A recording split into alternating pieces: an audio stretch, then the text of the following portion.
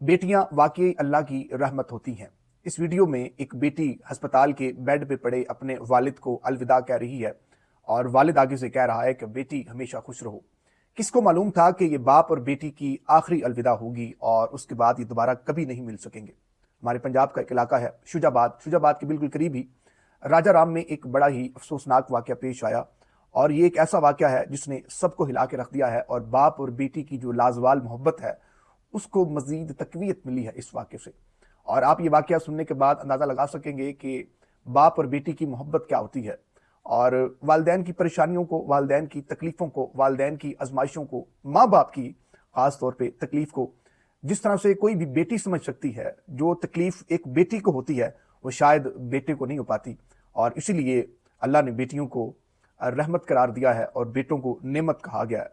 हमारे शुजाबाद के इलाके में ये जो आप साहब देख रहे हैं इस वक्त, जो बेड पे आपको लेटे हुए एक शख्स नजर आ रहे होंगे, इनका नाम है राव खलील ताहिर।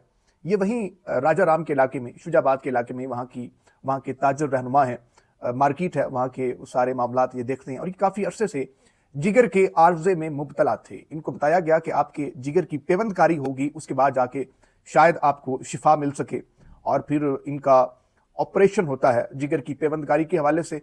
और इनकी बेटी ये फैसला करती है, बेटी का नाम है मुकद्दस खलील, जवान बेटी है, बीएससी की तालबा थी, पढ़ रही थी, आंखों में ख्वाब थे।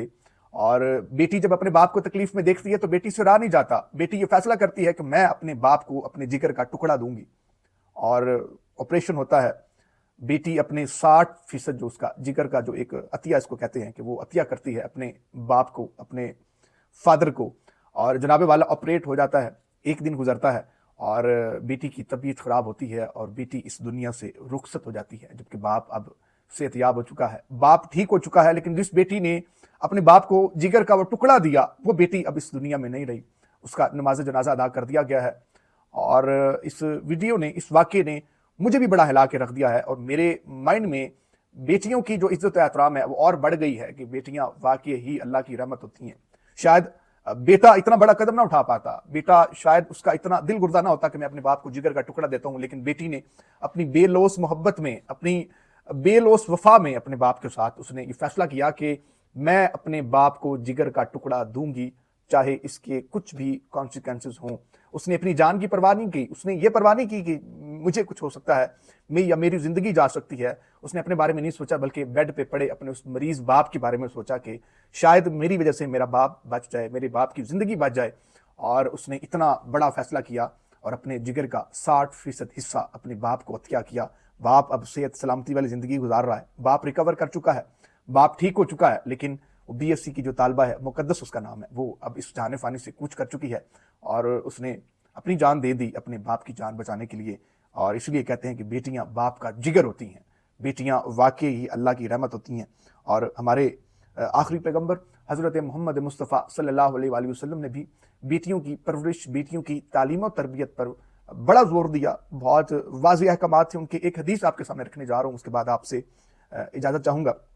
हज़रत अनस बिन मालिक रज़ी अल्लाह अन्हु से रवायत है कि रसूल पाक सल्लल्लाहु अलैहि वसल्लम ने फरमाया कि जिसने 2 लड़कियों की परवरिश और तरबियत की यहाँ तक कि वो बालिग हो गई, तो वो रोज़े क़यामत इस हाल में आएगा कि मैं और वो, आप सल्लल्लाहु अलैहि वसल्लम ने अपनी 2 उंगलियां आपस में मिला ली कि मैं और वो क़यामत में इस तरह से होंगे। यानी कि जिसने 2 लड़कियों की तालीम और तरबियत की, इसके बाद वो बालिग हो गई और बालिग होने के बाद आपने उनको शादी की या वो अगले घर चली गई, तो आपको इसका इतना अजर मिलेगा। हुज़ूर पाक सल्लल्लाहु अलैहि वसल्लम ने फरमाया कि बरोज़े क़यामत मैं और वो शख्स इस तरह से होंगे। आपने अपनी दोनों उंगलियों को मिलाया और फरमाया कि इसका इतना ज़्यादा अजर है। बड़ी इंपॉर्टेंस है, बहुत ज़्यादा इंपॉर्टेंस है। बेटियों की तालीम और तरबियत पर सारा फोकस करना चाहिए। बेटियां रहमत होती हैं और बेटियां कभी भी वालिदैन पे बोझ नहीं होती, ये इस मुकद्दस ने साबित किया है। और अपना फीडबैक ज़रूर दीजिएगा। अपना अपने दिलों का ढेर सारा ख्याल रखें। अल्लाह निगहबान।